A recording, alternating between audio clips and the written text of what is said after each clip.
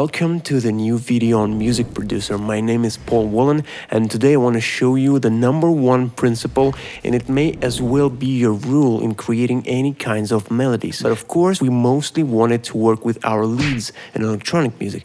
And please do not be afraid of any heavy stuff from the old school music theory. I'm not going there. I'm going to put it in simplest words and terms possible. So this principle in classic music theory goes by the name tension and release. But somebody may know it as the consonants and dissonants, but that sounded hard enough already, so you can call it as you want. I myself mostly refer to it as the principle of primary and secondary steps. You will get why in the next few minutes. May I assume that you already know the foundation of music making and precisely melody writing. At least I hope that you know basic stuff about writing melodies in major and minor keys. That is, how to make melodies so you wouldn't sound out of your key.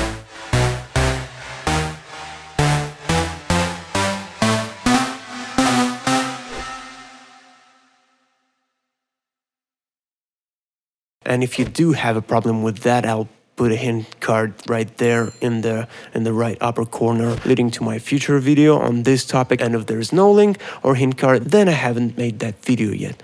And yeah, there are no concrete and specific rules for writing 100% hit melody, but the principle that I'm going to share with you is going to help you a lot in the future. And trust me, it's pretty easy to understand, and it will be easier to look at melody writing from the perspective of this precise principle. Tension and release in terms of melody is responsible for the emotions that a listener gets when he or she hears your music. That's the rule, the basic rule. So the most important stuff for us music producers in this method is how to control and create those emotions, preferably in our lead melody. As all the music producers love to do, I'm going to start my melody with a few most popular steps of bass progression in the simplest key of A minor.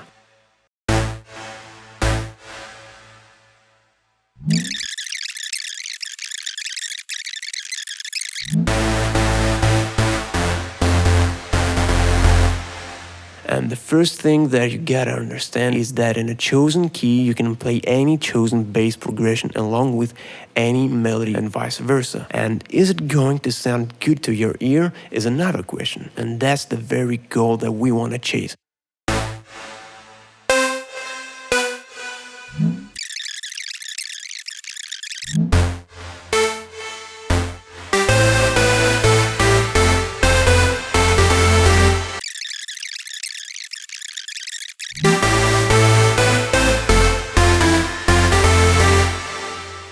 Let me add up some fifths to my chosen, somewhat already good sounding bass progression, and this is a pretty good starting point.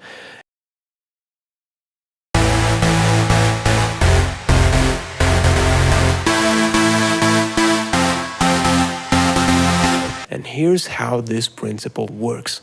For the duration of this precise note A and the future possible chord, which here is going to be A minor, that the melody can be wrote with any of 7 available steps from minor key in our case.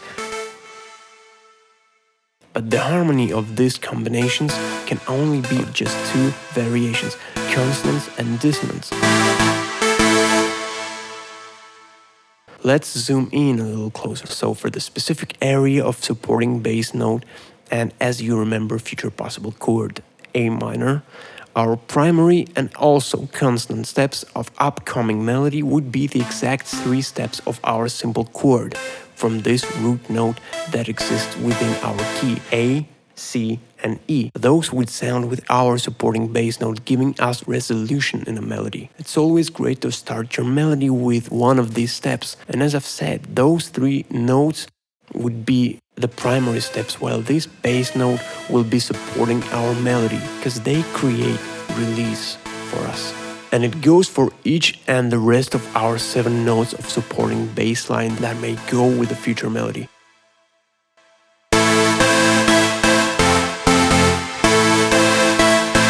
Every time those steps serve as pillars for the story of our melody, we get most of our pleasure when those steps are used and played. You can find it out yourself by doing following. Writing down a simple chord progression with a good spacing between steps. You can do it just like that. Our chosen steps of bass progression, of course, 5th, which will give us something that's known as power chords, and thirds on tap as a resulting melody, which cannot, of course, be considered as one, but anyway, you get the message. And if the bass progression that you've built is okay, chord progression will sound way richer and way more emotional.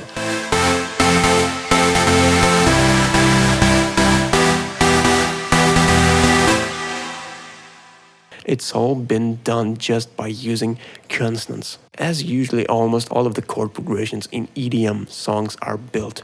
But consonants, primary steps in melody, should not be used just by themselves. Even more pleasure our ear can get when it hears them in context with the other group of steps. The rest 4 notes which are left serve us as dissonants in the context of this playing bass note A. Those 4 steps always create tension when played with this exact supporting bass note. They all relatively create dissonance with this one note.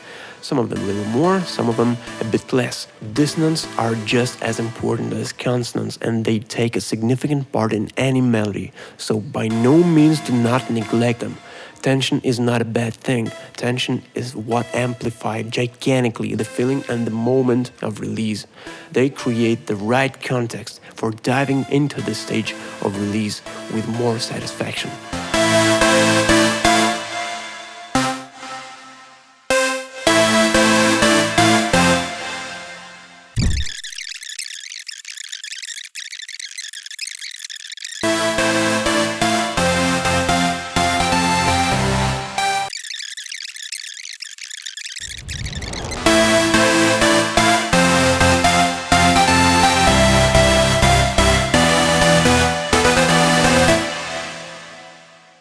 So if not for those tension steps, we wouldn't get so much emotions from some of our favorite melodies.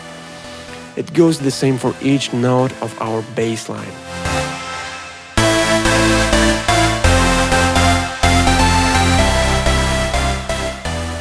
A good trick in general, after all this explained, sometimes and in some genres, it is to create some suspense with this method, and way cooler, it works basically with just one single note of a melody until it will hit the release combination with one of the following chords or the bass notes or the lower supporting notes in melody. I hope you got a lot from this tutorial. Please smash a like, leave your comment below with your topic recommendations for my upcoming tutorials, and do not, by God, forget to ring that bell. Sincerely yours, Paul Wallen from the Music Producer channel, and I will see you in the next videos.